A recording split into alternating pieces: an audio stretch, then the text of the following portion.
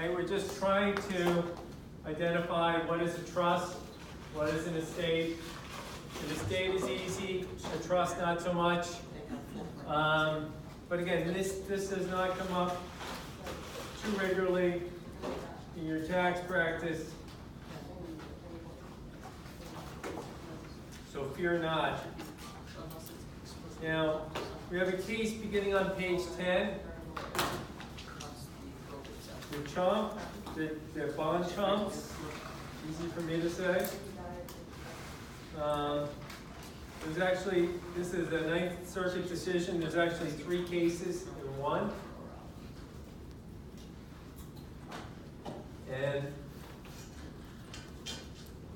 the 3 cases each involved so-called life estates. So, picture, if you will, and the easiest example is spouse or significant other dies, and they leave you a life estate. Don't be bashful. Open up another one, guys. If that's at the end, don't just open a new one. All right. There should be another one in there. Less for me to carry home. All right. So there's 3 cases. 3 different life estates. No one sets up a life estate. What does that mean?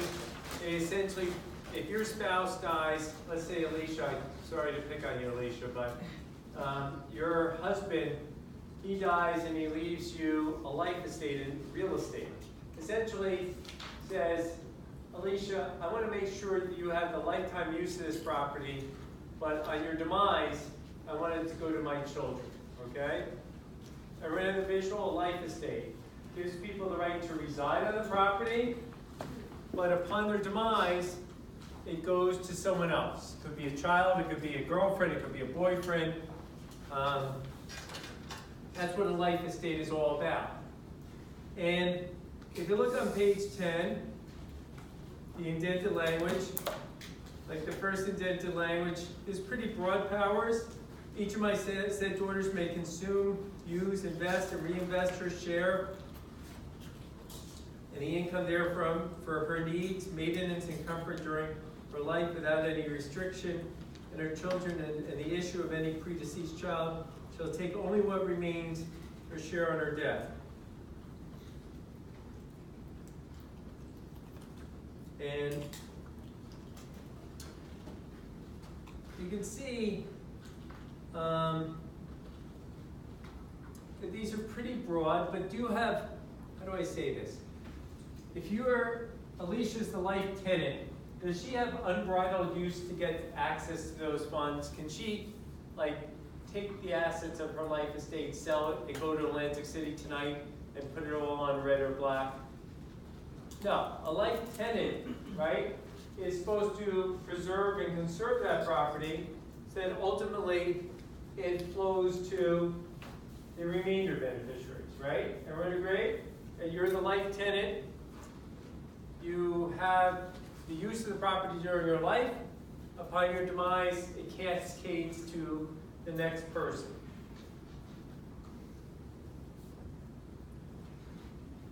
And whatever income that property generates, does that person have to be the next person in the family?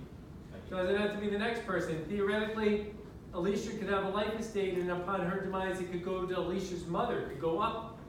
There's no limitation on who needs to be the remainderman.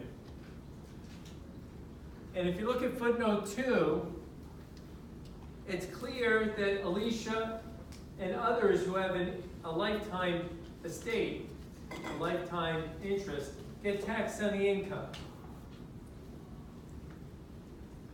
In other words, whatever income her life estate generates, she pays the income. How do you determine like a dollar amount for like a life estate? You don't need to. In other words, it's not something you leave to guesswork. It's a life estate.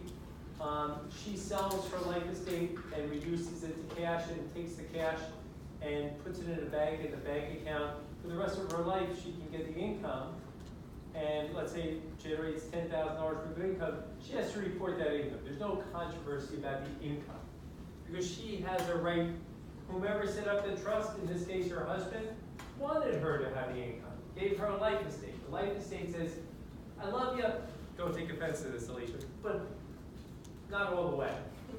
Because if it was all the way, he would have just left her the property outright. But instead left the life estate. Now there may be tax reasons why the person did that, but the income is no question, right? Because Alicia gets the income, she's going to be taxed. The only one of the big questions is, who gets taxed on the capital gains? Because the capital gains inures to whose benefit? Whose benefit do the capital gains inure to? It inures, I'll fill in the blank, to the remainder beneficiary, right? If the trust invests in Google stock, and Google stock doubles in value, who's going to be the benefactor of that Google stock doubling in value? The remainder beneficiary, right? What if the tenant sells the Google stock? Right. And who gets taxed on the capital gain? That's the issue du jour. If the tenant sells a life. You sell the Google stock, the life tenant, but you can't get a principal. You can only get the income. So who should be taxed on the capital gain? The beneficiary, but. Hold on, be careful. There's two kinds of beneficiaries. There's the life tenant beneficiary and the remainder beneficiary. So by saying the beneficiary doesn't really help our analysis, right? So remainder life tenant? Well, you say the remainder bit. The IRS, go ahead. My question is, so is it always in life estate that life tenant cannot sell the stock and get a capital gains from the stock, or? They can. They can. No one says they can't. Who said they couldn't? I didn't say that. I said they can. I just said who gets taxed. And I said the benefit doesn't inure to them, because if Google stock goes from 100 to 200, that's a bad example, goes from 100 to 250, and there's 150 capital gain, they can't consider that 150 income where they can take it out. Right? Under the Principal and Income Act, capital gain is not considered income. John, you had a point? Just a question. So I'm assuming the basis doesn't get stepped up when it goes to the tenant, but does it get stepped up when it goes? That's a complicated question, John, because Code Section 1014 applies. It depends on who set up the life estate. Let's put that issue aside for now, because it's not relevant for our purposes. We can address that down the road. So the base is a fair market value. Well, that's the rule under 1014, but right now we're just talking about who gets taxed on the income. We're not talking about anyone dying for the moment. All right? And we're saying on the income, the life tenant gets taxed on the income. The question for these cases, the one that we're looking at, who gets taxed on the capital gain? See? Could the life tenant, if this was a house, sorry, I'm not even talking about capital gains, but if this was a house, then could the life tenant maybe take a home equity on the house? Take it out? I mean, like take a loan, take a second mortgage on the house? I think they would be violating their responsibilities as a life tenant. Okay. So I don't think they could. Right? And the question is, should the individual, the life tenant, be taxed, or should the trust be taxed? Now you might say, who cares? Right? You might say, who cares? Now, who generally bears higher tax rates? The individual or the trust? Trust. Now, No. Is it the same? let's put it this way. The answer depends. And this is critical for when you're reading these cases throughout this semester. Most of these cases predate the 1986 Act. And prior to 1986, trusts and estates were their own taxpayers, and there was a very graduated bracket structure. So then many taxpayers, individual taxpayers, sought to put money into trusts because they could avail themselves of the lower tax rates that trusts were subject to. So prior to 1986, there was a psychology of how do we plant money in trust. No one wanted to plant the money in an estate because someone had to die, right? So not the best strategy. But when it came to trusts, people would set them up to try to take advantage of the lower rate structure, right? Makes sense? Because they were treated like individuals and they had this whole graduated bracket structure, and the income they generated could be taxed at low marginal tax rates. Along comes the Tax Reform Act of 1986, which deeply compressed the brackets for trusts and estates. So that essentially income that trusts and estates earn now, after 1986, are taxed at the highest marginal tax rate, right? It's essentially a flat 37% under the current rate structure. Yes, they're graduated, but it quickly becomes 37%. But if you look at footnote 1, if you look at the owner versus the fiduciary, in each case, if it's taxed to the owner, meaning the life tenant, it's more taxed than if it's taxed to the fiduciary, the trustee. Everyone see footnote 1 there? And you understand? This would probably be the opposite. I'm sure it would be the opposite if it were 2018. Everyone see that? Footnote 1?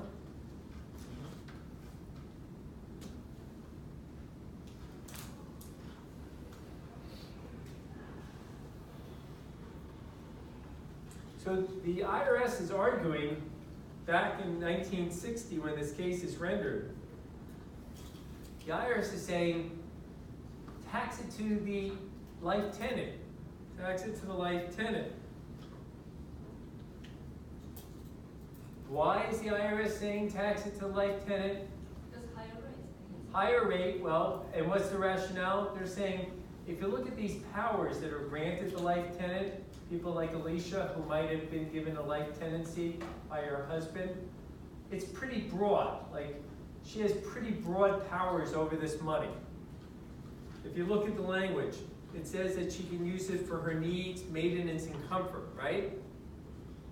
And Alicia might take the money out and say, you know, I really need more comfort. I'm going to take out some real money from this trust. And the IRS is taking that language and say, you know what, she should be taxed because she has a lot of control over that. Okay? If you look at page 12, the first full paragraph, which is only a sentence, it says, the question then is whether the powers of these taxpayers may be said to constitute a power to vest the corpus in themselves.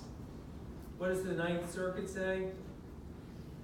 It says, we have concluded by the record before us the powers of these life tenants are not the equivalent, not the equivalent of a power to vest in themselves the corpus of the estate or the capital gains in question.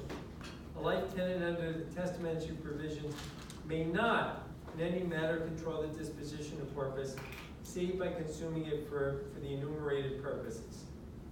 So the IRS says, essentially, the taxpayer has broad control. The Ninth Circuit says the taxpayer does not, and therefore, the capital gains are not taxable to the taxpayers. So on page 13, at the very top, the first full paragraph, one sentence, we conclude that the capital gains in question may not be taxed to the taxpayers as owners. Now, is this your ordinary trust? Is this, remember, this doesn't say trust edit. Alicia just said her husband just wrote something that says she has a life tenancy. So does that make it a trust? Well, the second part of this opinion explores whether or not a life tenancy should constitute a trust.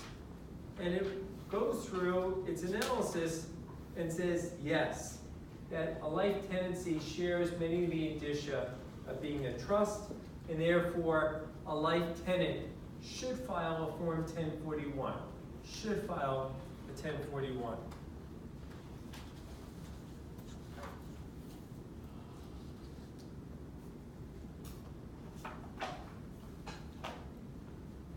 And that makes some sense because if we don't tax it as a trust, who gets taxed on the capital gains? No one. So, you know, at the end of the day, if we don't tax Alicia in her individual capacity, and we don't tax this as a trust, ain't no one gonna be paying tax on the capital gains, which is not the smartest idea in the world, right? So the court concludes this should be, that there should be tax return filed 1041. The dissenting opinion says that essentially Congress toyed with changing the statute to include life estates, but never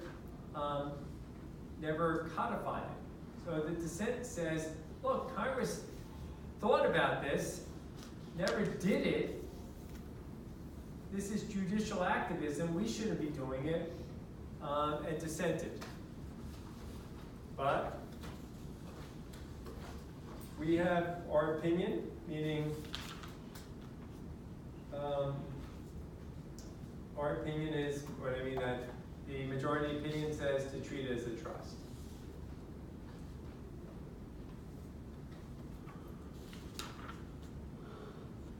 All right, and the material that follows, beginning on page 18 and 19, talks about those instances where life tenants are going to be taxable as a trust, okay? Does this come up regularly in practice? Yeah.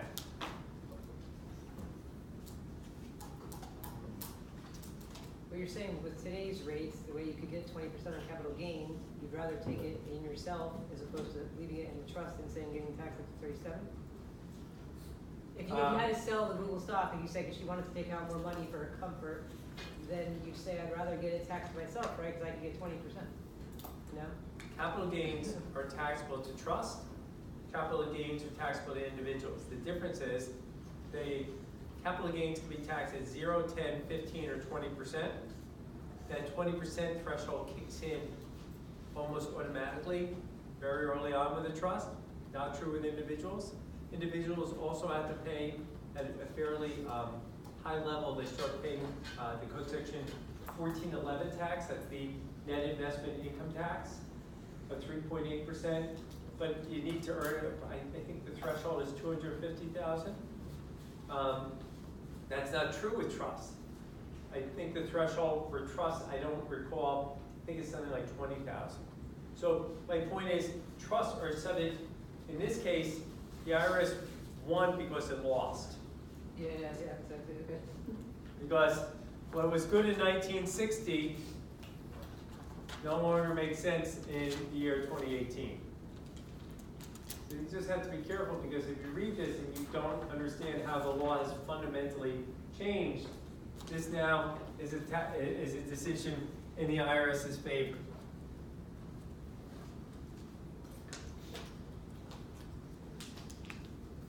Questions?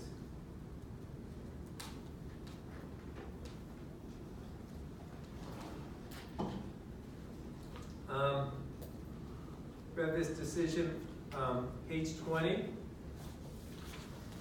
The Marassi, if I pronounced that correctly. This again, not going to come up often in practice.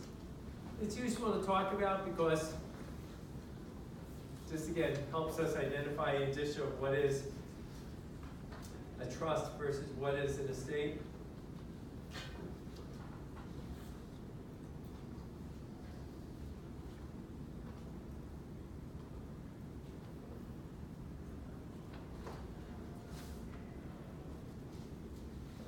So this used to be a major question. Some of you have had me for partnership tax or corporate tax, and there used to be big issues whether or not something would be taxable as a partnership or a corporation. And what has happened over the last 10 years? check in the box, right? There are now rules that essentially you can be what you want to be. In other words, it's taken away the controversy, because if you want to be a corporation, you'll incorporate. If you want to be a partnership, you won't incorporate.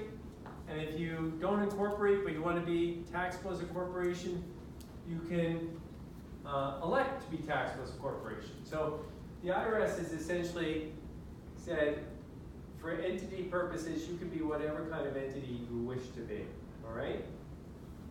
That is no longer a controversial issue, right? And when it comes to trusts, when you read this case, this case is based on the old regulations that the regulations found in 7701-2A. I'll repeat, the regulations are still there. 7701-2A that talk about there's 6 characteristics that make something taxable as an association. The 6 characteristics, and you can look it up, you can Google it, or you have it, it's in your reg book. If there's an associate's objective to carry on business, continuity of life, centralization of management, liability for corporate debts are limited, free transferability of interests. Okay, so there's 6 characteristics of what is an association. And trusts have essentially the same characteristics as a corporation, with two distinctions, which are the first 2. They don't have associates, and they don't have an objective to carry out a trade or business.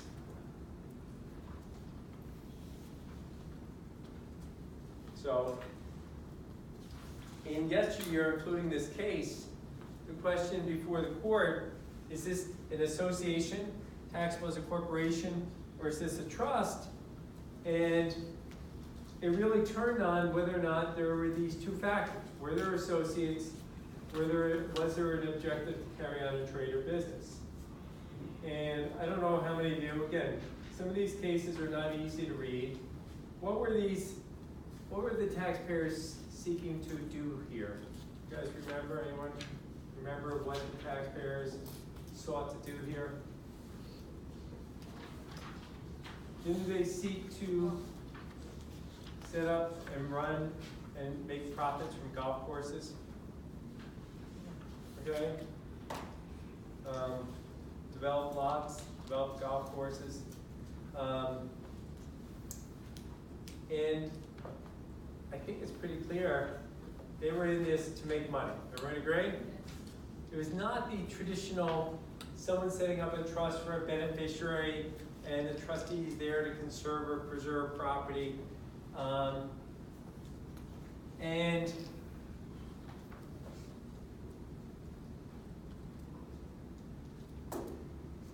the taxpayers would like not to be taxable. Remember the year involved. There is no such thing as an S corporation. Okay, there is no such thing as an S corporation in the year involved. And this, given the year involved, this would likely be characterized, because of limited liability, as an association subject to double taxation. All right, so what ends up happening here is the court decides, not surprisingly, that this was not a bona fide trust, but that when it looked at the indicia, that this was taxable as an association.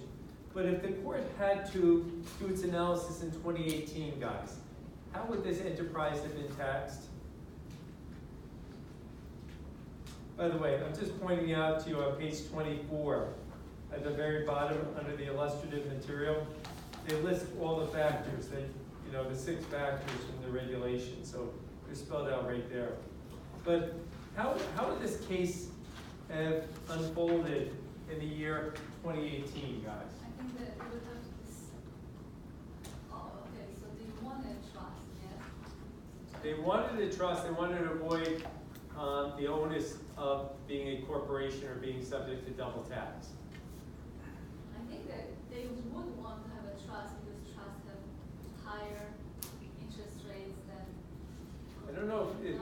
question of interest rates, but Sorry, tax rates. well, they wanted to avail themselves of the bracket structure of a trust, because remember, the tax years involved, trusts were generally subject to lower taxes than individuals, and certainly this would be tax favorable compared to a corporation. But I'm just asking in the year 2018, The opposite. It's a business, well, how would this enterprise have been taxed?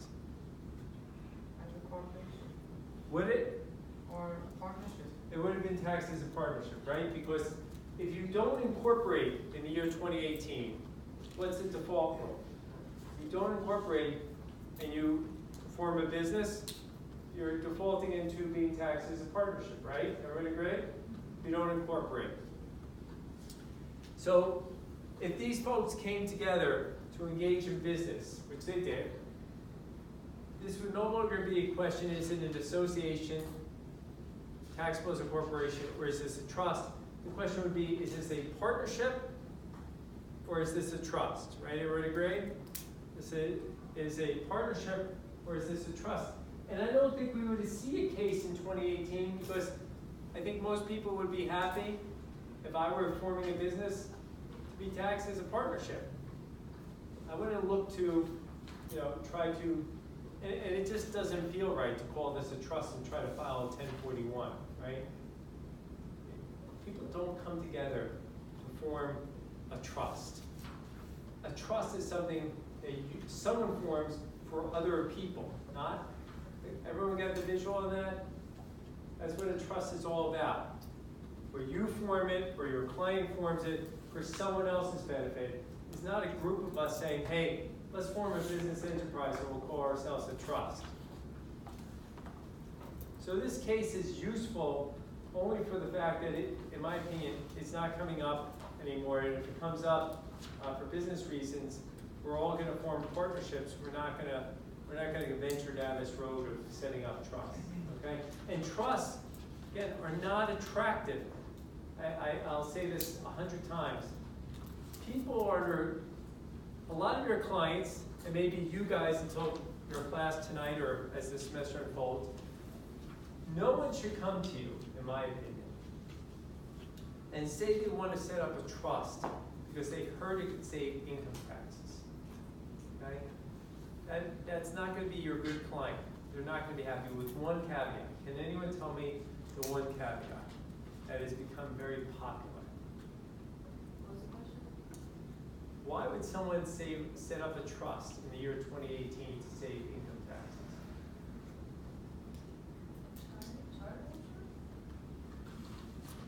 I guess in just a plain vanilla, let's not talk about charitable trust. What might people do?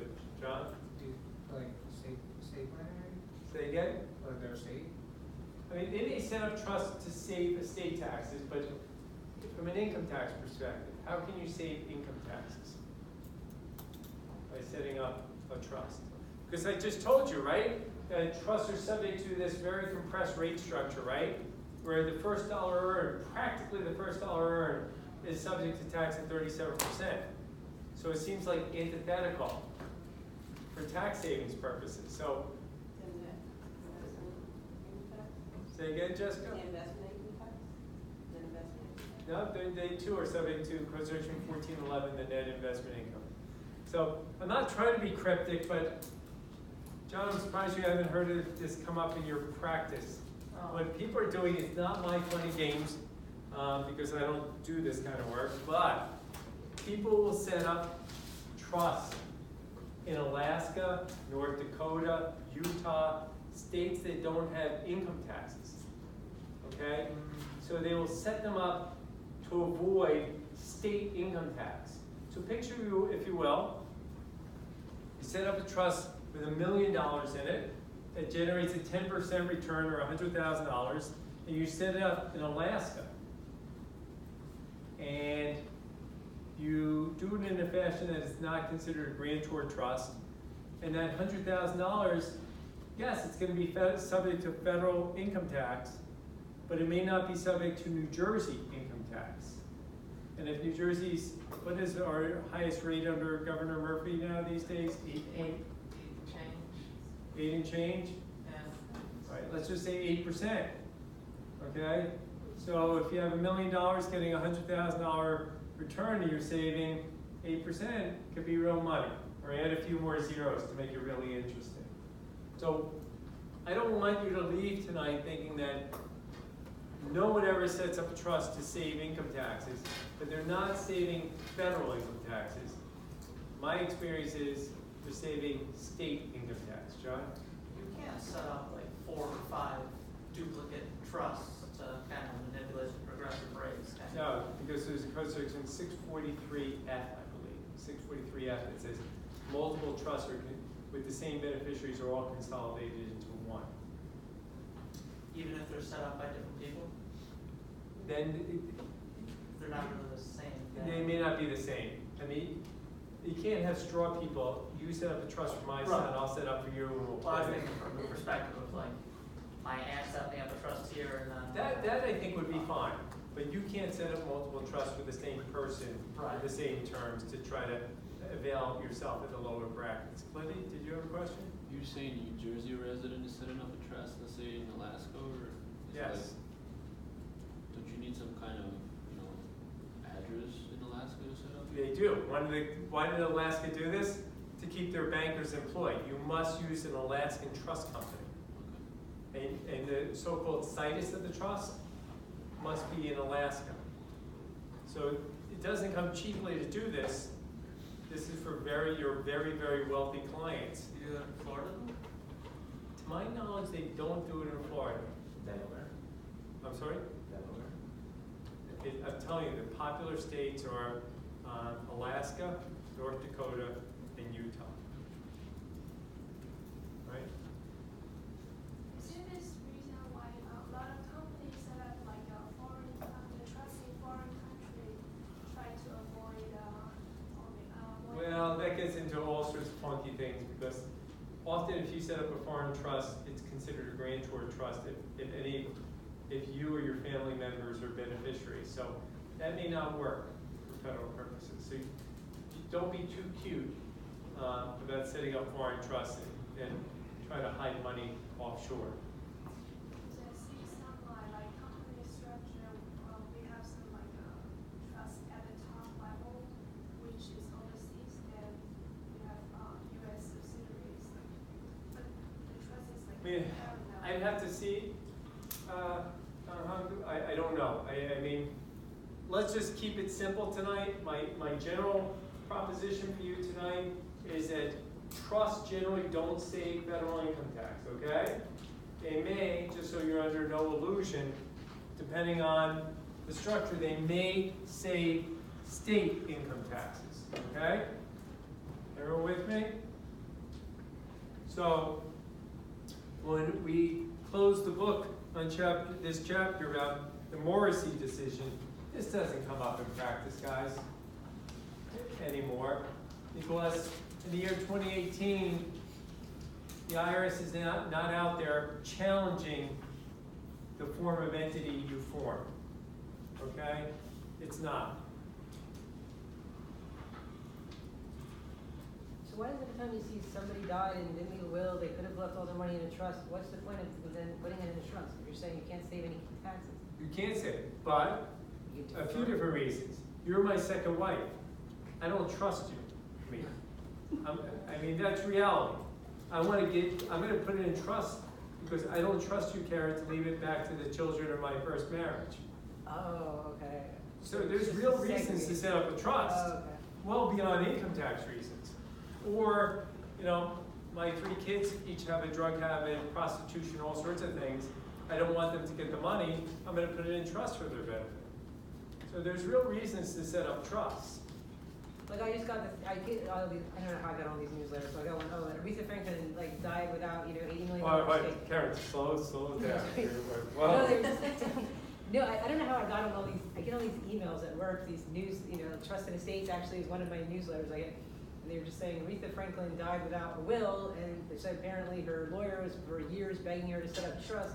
Now basically, like, the government's gonna get a good chunk of money. well, that's a lot, Okay. right? Okay. If a person, I'm not advocating it, people should have wills. Last I checked, no one's immortal. But if you die, the state of New Jersey doesn't get your money. You die intestacy. Alicia can attest to this. Your husband X died without a will. And then it goes in accordance with the terms of state law. It doesn't go to the state. It means if you're married, it goes to your spouse if you have common children. If you don't have a spouse, it goes to your children. If you don't have children, it goes to siblings. But it doesn't go to the state of New Jersey. If you look in Title 3B of the New Jersey statute, it delineates who gets money in the absence of a will. The state of New Jersey does not unless you die truly as an orphan with no family.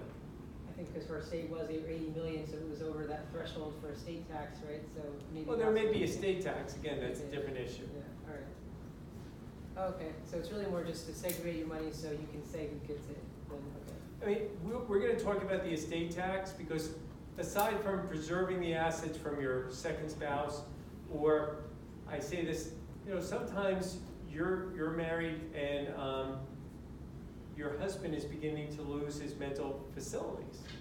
And as much as it's a first marriage, you've been married 70 years, but you know if you leave him, he may leave it all to the caregiver, his caregiver.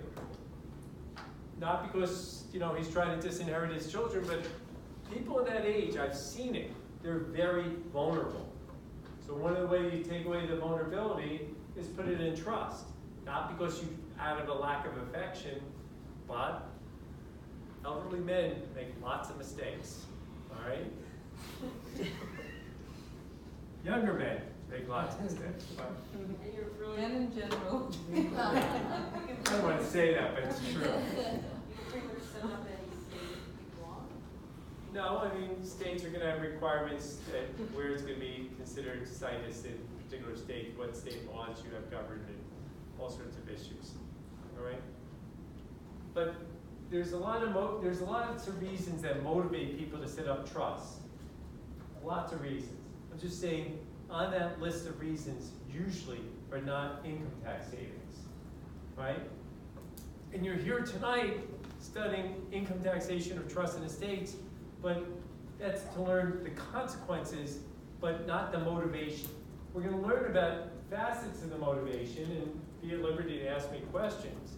But the driving force is, well, once you're done with this course, you're a mastermind and you can deliver major tax savings to your clients. No, not so much. Will you hopefully be competent and be able to articulate the landscape of trusts and estates and such? Sure, I hope so. All right, so just trying to manage expectations, okay, guys? All right, so in the material that follows, that ends chapter 1. And when you take a quick look back at chapter 1, it's not fertile grounds as a professor for me to ask lots and lots of exam questions, because it's really, can you identify what is an estate, what is a trust? And I'm going to tell you again, 99.9% of the time, these are fairly straightforward identifications. I'm not in the library 24/7 researching these issues.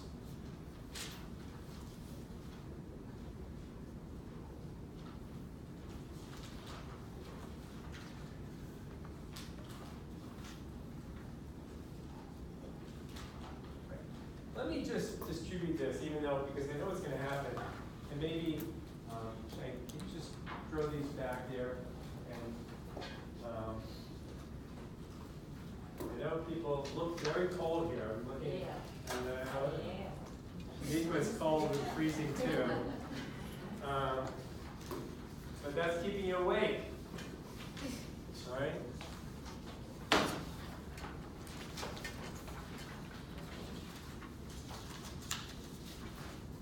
And if you guys don't mind, one or two of you grabbing some extras in case someone, did you get, everyone got these now? Oh, here they go.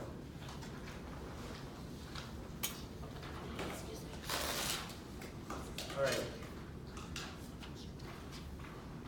And I'm just going to pull this to your attention because we're going to, throughout the course, thank you.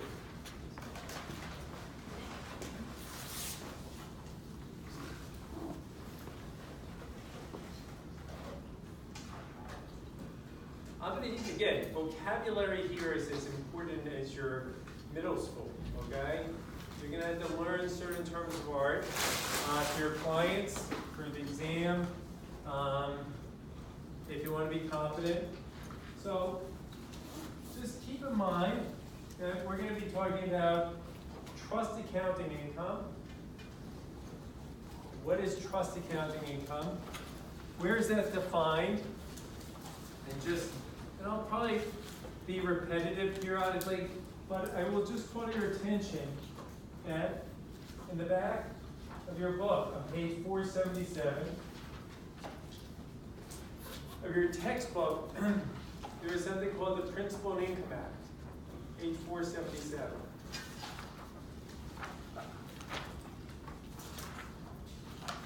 And this defines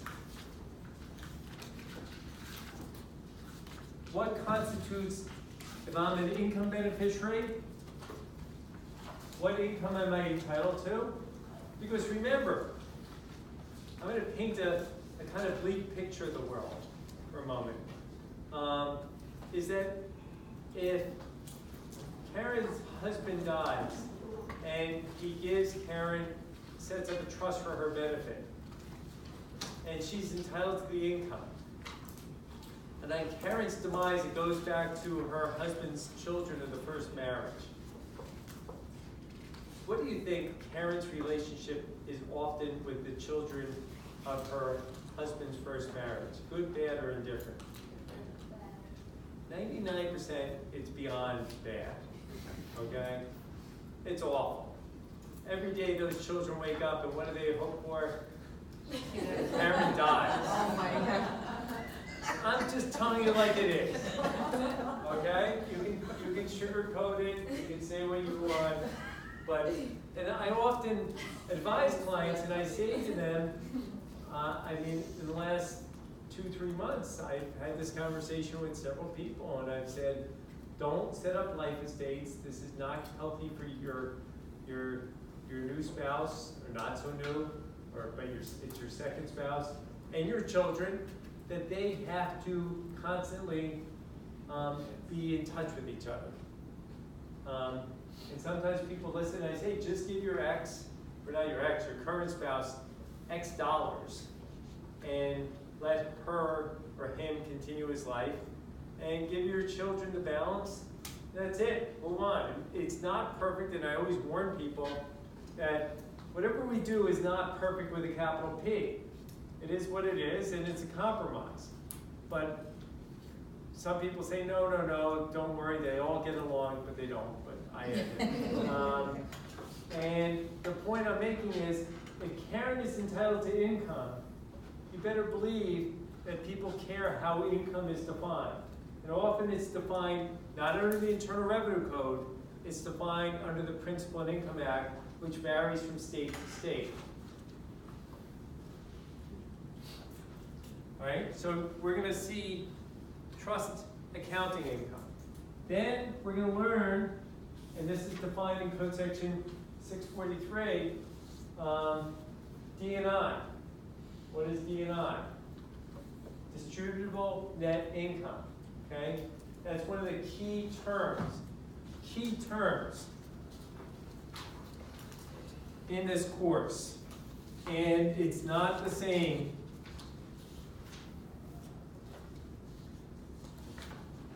Not the same.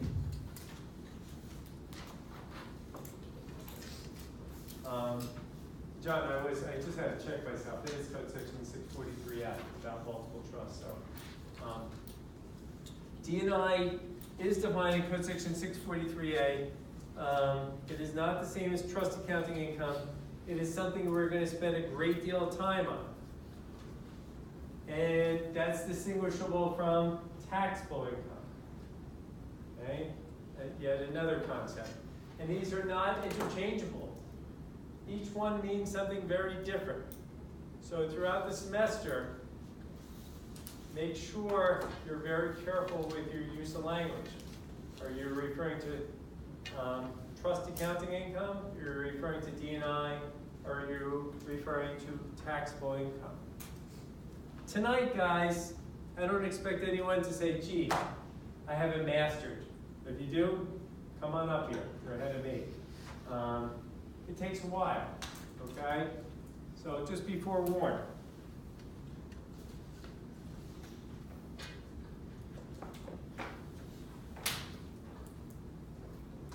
But gradually, you really should understand and try to understand those concepts. All right. So chapter 2 begins a discussion of the basic principles of income under subchapter J.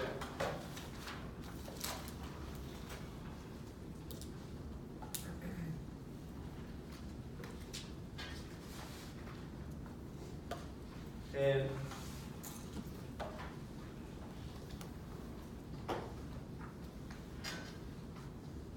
what the chapter does first is to take a look at what is income of the trust or estate, beginning on page 28.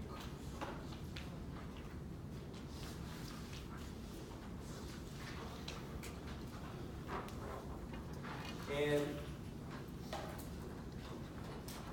remember, income is essentially what you guys have seen in your income tax course. Code section 61, broad accretions to wealth are going to be subject or part of income for our purposes. No one's falling off your chair, of course that makes sense, right? That Code section 61 broadly includes income. The only thing I would call to your attention is that with respect to an estate, non-probate assets, the life insurance, retirement accounts, jointly held property, that never enter into a person's estate, they do not generate taxable income. So, for example, if you own rental property jointly with your spouse, just if you were married, you own property with your husband, you die, and the rental property earns income, that's not taxable to the estate because it never went through the estate. Everyone agree? But if it was just one of us, Say again, if Jessica? it was just my husband owned it, and it was Oh, in his name, and who dies? the husband dies. It was in. Better him than you, right? Right. Well, you get the property, and if that income is income that you can now collect, it will just be ending up on your 1040. It's not going to end up on the 1041 because it's not income of the estate. Even though it's in his name? It was in his name, but it's not a probate asset because it's non-probate. It did not go through his probate estate.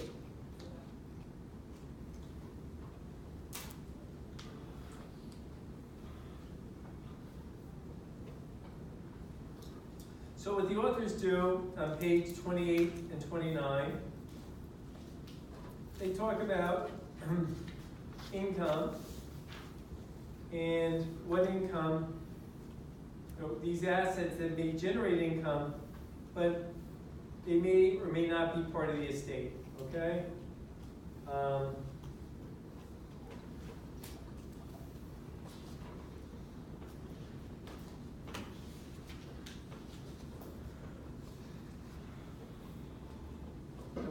I would not worry about community property.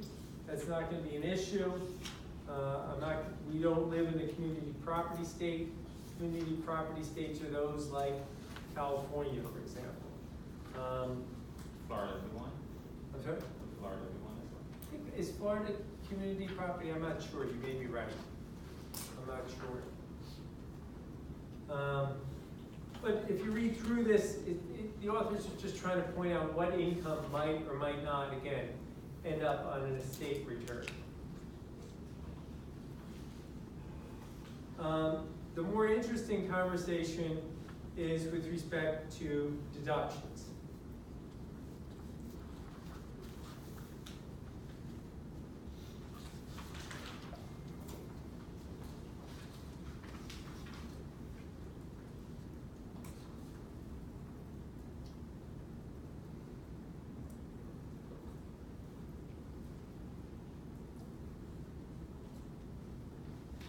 So, again, trust or an estate is entitled to the same deductions an individual is. Okay, so all the deductions that you learned about that an individual could avail him or herself of, the trust or an estate can as well. So, for example, an interest deduction, that if a trust or an estate borrows money, under Code Section 163, it pays interest, it can deduct the interest payment. How about tax payments? Can a trust or an estate deduct taxes? Lydia, you're saying no? Why not? Can it deduct state payments, state taxes? It can, right? So, again, just like an individual, under Code Section 164, it can deduct state income taxes. John? That's subject to a cap, like certain individuals, or is that? I believe, we all know that individuals are subject to the $10,000 cap, right? I believe trusts are subject to the same cap. Okay? People spoke, John, prior to regulations being promulgated, that they would own trusts, multiple trusts with different, like own their house in 4 different trusts so that they could use 4 different $10,000 deductions to circumvent the limitation on property tax deductions. But the new regulations, to my understanding, that came out, say you can't do that. And rule abusive? Abusive, yes. All right? So, again, a trust can deduct interest payments, can deduct interest payments, can deduct taxes, because subject to the limitations, just like an individual. And beginning on page 33, there's a discussion of can it deduct expenditures to produce income, Code Section 212 expenses.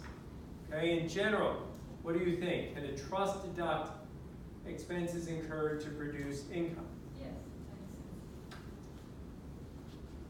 All right? They can deduct Code Section 212 expenses. Now, having said that,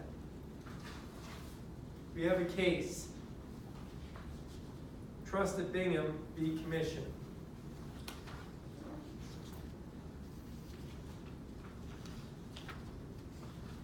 Are there more recent cases I could cite?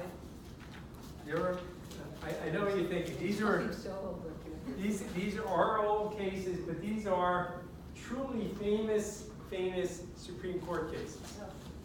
And for whatever it's worth, the Supreme Court ain't hearing too many of these cases, albeit we have the Knight case, which is a 2008 Supreme Court decision written by none other than our current Chief Justice Roberts. And the way she wrote it is so much better than the old cases.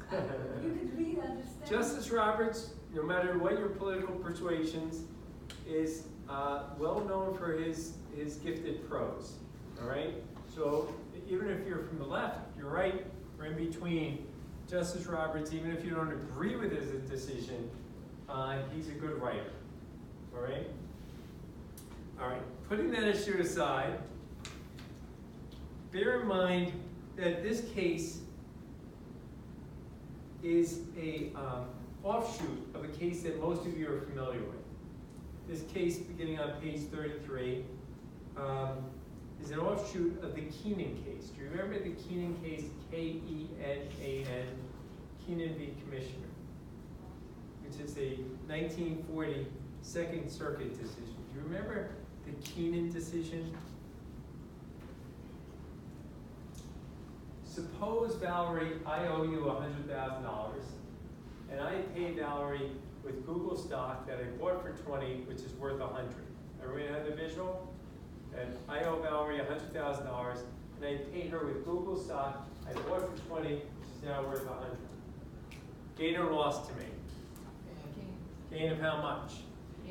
80. What's your authority? Keenan. Okay. Keenan. Okay? For the proposition that if you use appreciated property or depreciated property to pay a debt, that's considered a recognition event. What's my authority? The 1940 Keenan decision. And that gives her a basis of what she received. Of 100,000. Her basis in that would be 100,000. So there's no leakage.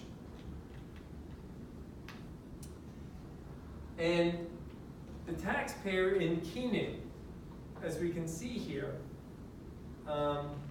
paid money to contest that.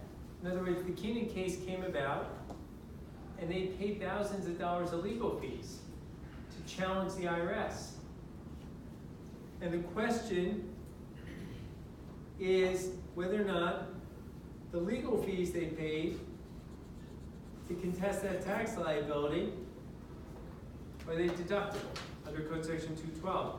And keep in mind, during the tax year in question, there was no Code Section 212.3. Code Section 212.3 deals with, and you can deduct fees associated with determining your tax, right? And Code Section 212.3 did not exist during the tax years in question. So if you want it to be deductible, it can only be deductible because it qualified as a cost of maintaining or producing income. If you look at 212.1, you have your code open.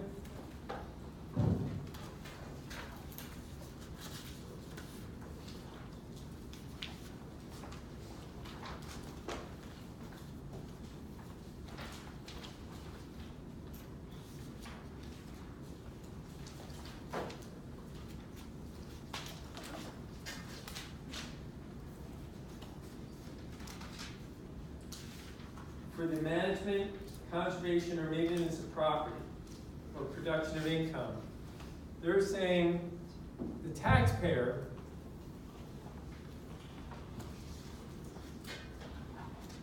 if you read this case, if you look at page 34, first full paragraph, 3 or 4 lines down, that court, after defining the facts as we have stated them, found that trust property was held for the production of income, that all items in question were ordinary and necessary expenses for the management of the trust property, and that the fees and expenses for contesting the income tax liability assessment were also for the conservation of the trust property. So, what we have here under the tax court is that the fees were deductible under Code Section 212. The appeals court, in the next paragraph, reverses.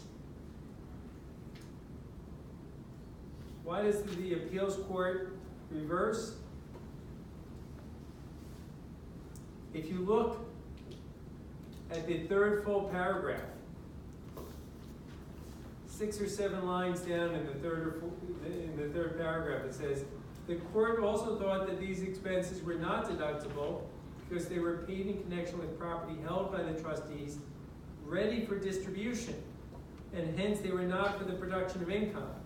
Similarly, it held that the fees for professional services rendered in connection with the payment of legacies and the distribution of the trust fund were not expenses relating to the management of property held for the production of income, since they were rendered after the trust term had expired and the property was ready for distribution. So essentially, the Second Circuit and the IRS say that these were not deductible fees. Why? Because the property, if you remember in the Keenan decision, when I'm paying Valerie the Google stock, I'm not holding the property any longer for the production of income, right? I'm making a distribution to her. So, yes, there are legal fees incurred to challenge whether or not I should have been taxable, but that was not at the moment that I was trying to preserve the property. That was at the moment I was trying to shed the property, right? And that was the IRS position, the Second Circuit subscribed to that, and now it's up to the Supreme Court to decide who's right. And you guys remember who prevailed? The taxpayer. Yeah, the taxpayer does prevail here. Okay? Section 212, I thought, like, after the tax reform thing, that you can't deduct, connection with determination of income tax, like, preparation fees, things like that, or is that categorized differently?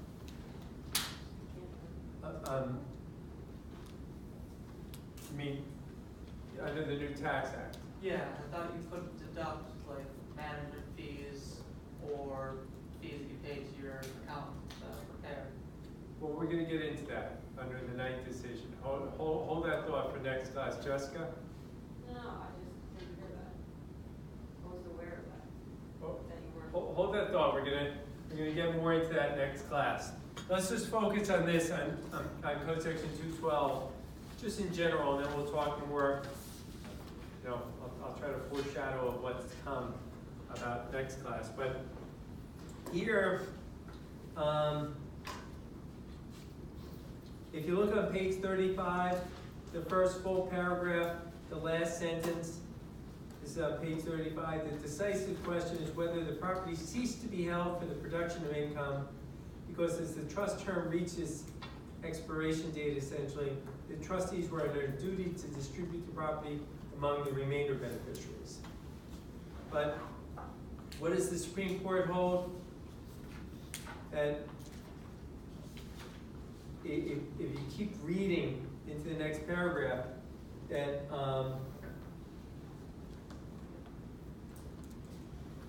the actual act of distribution is what trustees are supposed to do. And if you look on page 36,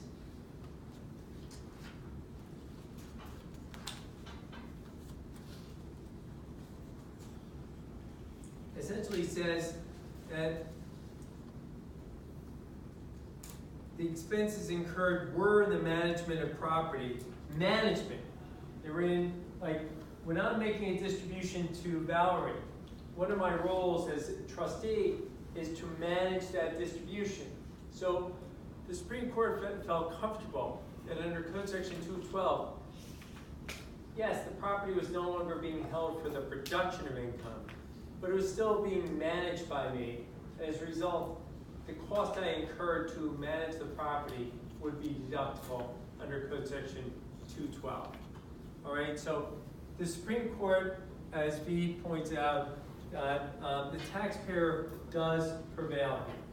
The taxpayer does prevail, that this was a legitimate Code Section 212 expense.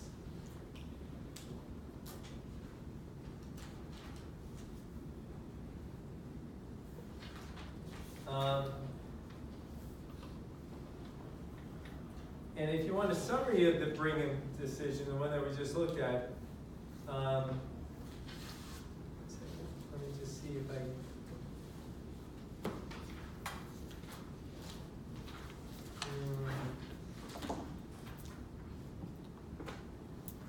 thought he was going to jump off the page, but oh look, on page 39 at the very top, the second line, says this interpretation glosses over the fact that a threshold determination in the Bingham, which is the case we just looked at, was that the property which the expenditure protected was held for the production of income. Look, the point is, beginning on page 37, there's a discussion of the DuPont decision. And this too deals with the deductibility of Code Section 212 expenses. And let me just ask people, because it doesn't sound like you guys are the adventuresome kind that have traveled the world. At least this past summer seemed pretty quiescent, aside from Karen, who checked out the turtles. Has anyone been to Delaware to check out the DuPont estates in this room? let's say state of Delaware. And if you haven't, I mean, Alicia, I think, knows, if you haven't done it, there's still time this weekend to go tubing down to Delaware. It's a lot of fun if you haven't done that. So add that to your list of things to do. But You're saying Delaware the state or Delaware Water Gap? the Delaware Water Gap was what I was saying for this weekend. Oh. But Oh, okay. if you wanted more of an Delaware Water adventure, Gap, that's close. have you guys been to the state of Delaware to check out the DuPont estate? Not yet. All right. If you get a chance, add this to your list of to-dos because it is a interesting place. I've been there twice. It's kind of it's quite the estate, quite the grounds. And they have tours that 2-3 times a day, and it's not far from here. Anyway, why am I calling this to your attention? Because you too can check out. You know, we could take a field trip if we had enough time and check out the DuPont estates. And what you will notice is, what year was this decision rendered? 75? Right? 1975, right? And you will also notice, when did Mr. DuPont die? 35. So the point I'm making is, this issue, you might have said, started back in 1935, and it took 4 decades to be finally resolved. And here too, without getting, we'll probably, let me just say what we should do for next class so that you guys get some foreshadowing here. Is that this too explores Code Section 212, the DuPont estate, whether or not these expenses should be deductible. We have the Knight decision, which deals with whether or not certain fees should be deductible, certain fees. And to respond to John, make sure you check out Code Section 67G. Code Section 67G under the new Tax Act. Now I'm going to tell you something. On page 47,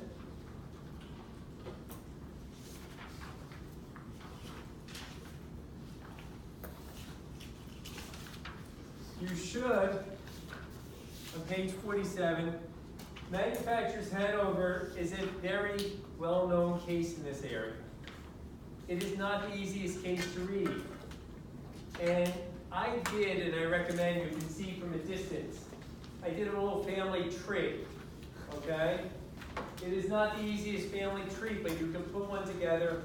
In the textbook that I'm trying to put together, that I told you about to replace this textbook, to help students, I tried to take my little family tree and actually give students to come a real hint by spelling it out. But have some fun. It takes 3 minutes. Try to put together a family tree. I think it makes for a more interesting case. But Manufacturers Hanover, you really should take a look at. And again, it's not for the faint of heart. All right? It is not the easiest case to read. I will tell you, beginning on page 51, there's part 1, and in my textbook that I'm trying to put together, I actually take this and divide it into 2 different cases. Page 51, I draw a line across because that ends resolution of 1 issue. And then it starts the second issue. The second issue is a really challenging issue, all right? And we're going to spend time with the second issue. But I want you to realize, and one thing that I have to commend the authors. If you go to page 57, 58, 59,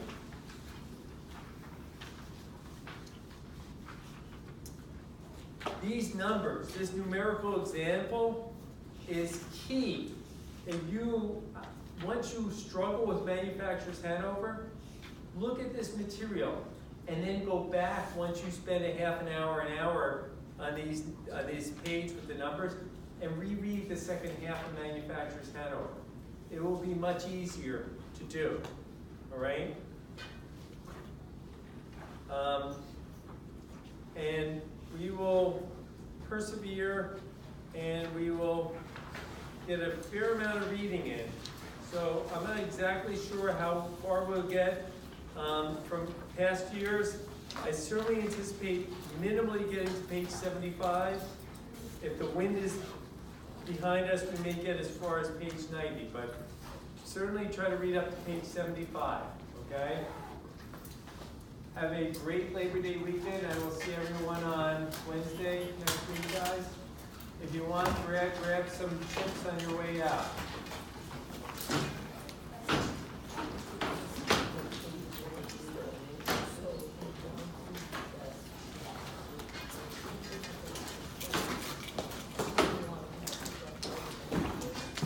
Yes. If I set up a life mistake for you, I get to choose who's a life mistake.